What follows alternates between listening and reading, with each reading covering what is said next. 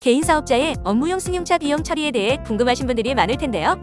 자주 묻는 질문을 중심으로 업무용 차량을 효율적으로 관리하고 합법적으로 비용을 처리하는 방법에 대해 알아보려고 합니다. 복식부기 의무자랑 간편장부 의무자, 도대체 뭐가 다른 거죠? 개인 사업자가 업무용 차량 비용을 처리할 때 먼저 따져야 할 건 복식부기 의무자인지 간편장부 대상자인지 구분하는 거예요. 간편장부 대상자는 업무용 승용차 비용 처리 규정들이 적용되지 않는데요. 즉, 간편장부 대상자는 차량을 업무용으로 사용했다면 관련 비용을 소득세 신고 시에 비용으로 인정받는데 다른 제한이 없다는 거죠. 그런데 복식부기 의무자라면 세법에서는 복식부기 의무자의 차량 비용 안에 제한을 두고 있기 때문에 좀 더 세심하게 관리해야 합니다. 업무 관련 비용에 차량도 포함되나요? 개인 사업자가 사업과 관련된 비용을 사용하면 소득세 신고 시에 비용으로 인정받을 수 있어요. 하지만 차량은 개인적인 사용과 업무적인 사용이 섞이기 쉬운 만큼 따로 관리가 필요합니다. 업무용 차량 비용을 인정받으려면 운행일지를 작성해야 하며 업무 전용 자동차 보험에 가입해야 해요. 예외적으로 업무용으로만 사용한 부분에 부분 경비 처리도 가능하답니다. 그렇다면 어떤 경우가 업무용으로 인정될까요? 출퇴근, 직원 교육 및 훈련, 거래처 접대 및 기타 업무 관련 사용은 물론 감가 상각비, 리수료, 기타 차량 관련 비용 등이 포함됩니다.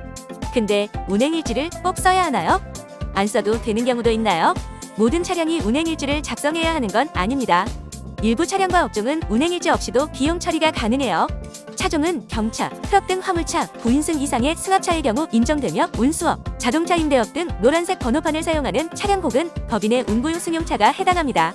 만약 이외의 차량을 사용하는 경우 반드시 업무 전용 자동차 보험에 가입하고 운행일지를 작성해야 해요.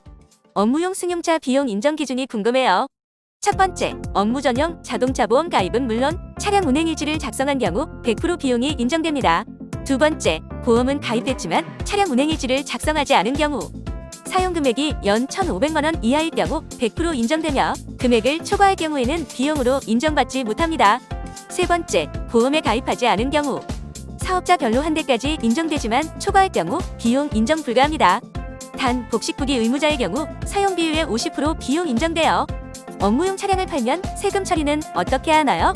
업무용 차량을 매각할 때도 세금 처리가 필요합니다. 내가 부가가치세 과세 사업자라면 차량을 팔 때 세금 계산서 발급은 필수. 복식부기 의무자라면 매각 가액 전체가 사업소득으로 포함되며 장부가액은 필요 경비로 인정.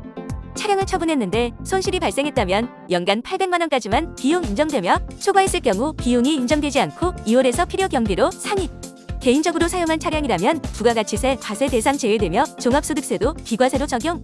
이렇게 개인 사업자의 업무용 차량 비용 처리 방법에 대해 알아봤는데요.